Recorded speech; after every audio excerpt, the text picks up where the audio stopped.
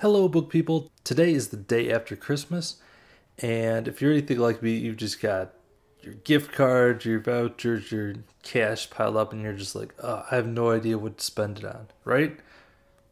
Okay, maybe not, but in the off chance that you do have a little, maybe money after the holidays, and you're looking for something to read, I thought I'd present a few comic book and graphic novel recommendations.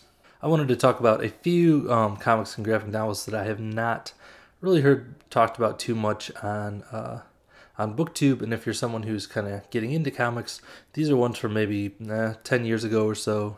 It's a little, some more, some less, but ones that are maybe not super popular right at the moment, but is great stuff nonetheless that you probably would be well served to check out. So I've got 6 recommendations for you. I'm going to start off with the 100 Bullets series. This is written by Brian Azzarello and written by Eduardo Riso. In 100 Bullets, this man with a briefcase here will approach you with his briefcase, and inside the briefcase is a gun, 100 untraceable bullets, and proof of the person who ruined your life. And he gives you this briefcase and basically lets you know that if you decide to use this gun and these bullets, you will not be prosecuted in any way. He's some sort of secret government type figure. We don't really know at the beginning what's going on with him. But each volume kind of follows one person that he offers this opportunity to and what they do with it. So it's kind of a crime story. It's also kind of a conspiracy thriller kind of a thing. As the volumes go on, we learn more about like why this is happening, the motivation behind these people who are doing this. But these first few volumes, before it gets into that conspiracy thing, when it's just about someone being presented with this briefcase and them kind of struggling with the moral quandary of do they kill this person who ruined their life or not. Very interesting. Definitely for mature readers, lots of like swearing and violence in these. But Brian Azzarello writes dialogue so well. He's one of the best dialogue writers in any medium, novels, short stories, comics, whatever. I think there's 13 volumes of this, and it's just a great series that I haven't heard talked about too much, so wanted to point it out to you. Number 2 is another very gritty kind of not for kids type series, and that is Alias. This has nothing to do with the TV show Alias with Jennifer Garner. I like how they put this giant explicit content on here. There's definitely explicit content.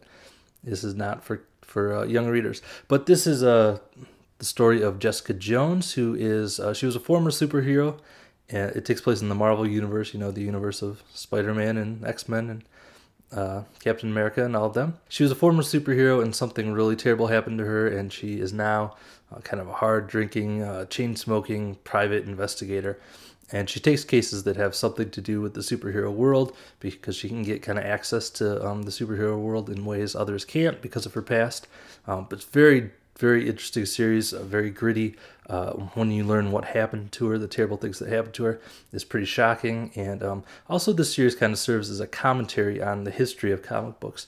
As you learn her history, it kind of parallels the history of comic books over the last, since from like the 60s to present. This volume I have here is an omnibus. It's pretty heavy.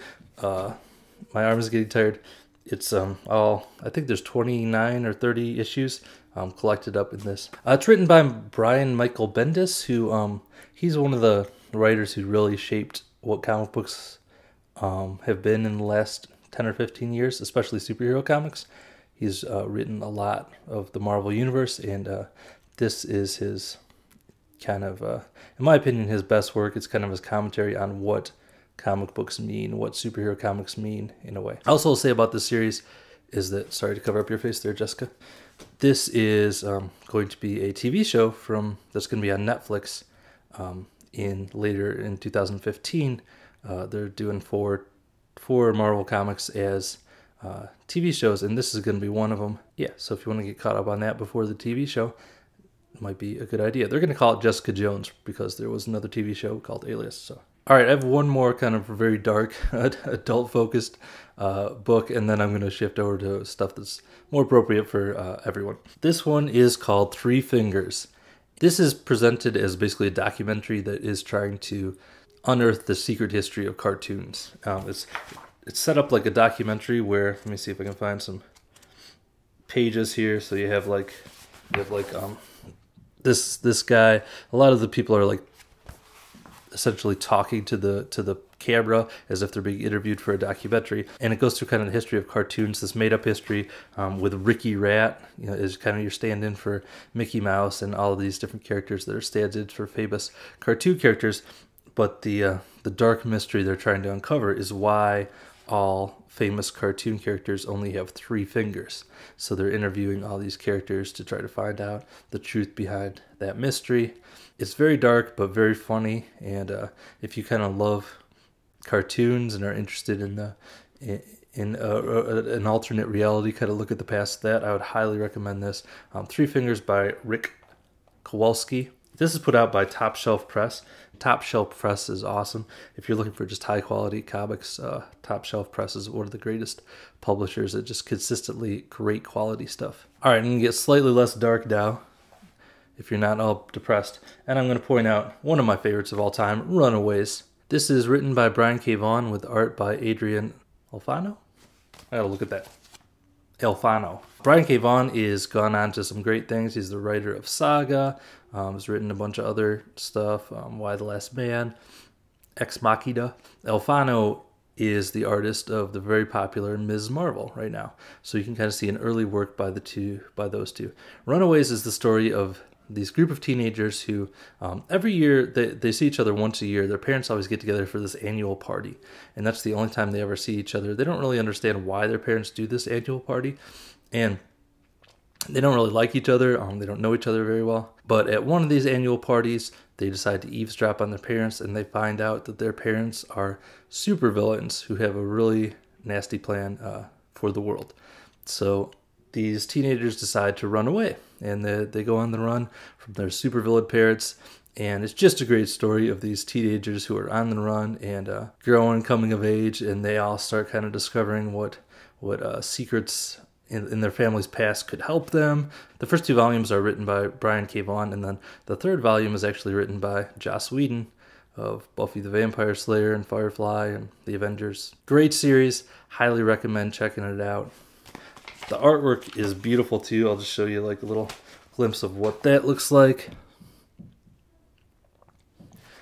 I've got this oversized hardcover that I love, and what I love about this size is that, I read comics a lot when I was a kid, and this kind of oversized book makes me feel like I'm a kid again when I'm reading it. It just, it's just the artwork is so big and immersive. I love it. Look at this cover painting. That's so great. That's Runaways. Finally, one that I don't have with me is The Umbrella Academy.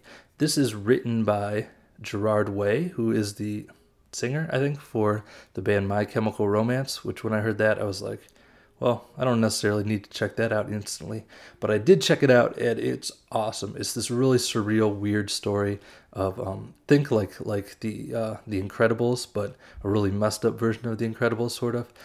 It's this family of 7 kids and their kind of adopted professor, father figure type guy. They all have some weird superpowers, and the story flashes between when they're 10 years old and they're kind of this weird superhero team, kid superhero team, to the present day when they're adults and they're all kind of estranged from each other and everything went horribly wrong. And the story jumps back and forth, and we kind of see what happened and this kind of present day threat that forces them to sort of join forces again. It's very weird. I'm not going to tell you all the superpowers because that's part of the fun of the story, is like learning what their crazy superpowers are. There's one woman called the Rumor who has an awesome superpower that I will not reveal here. But just to give you an example of the weirdness of this story, there's one guy in the story who, when he was a kid, his name was Space Boy. He was like just this flying strong guy. Due to an accident, now as an adult, he is a human head on top of a gorilla body. He had some accident, and their professor father, that's how he chose to save him, was by putting his head on a gorilla body. So that's the kind of weird, crazy stuff that goes on in Umbrella Academy.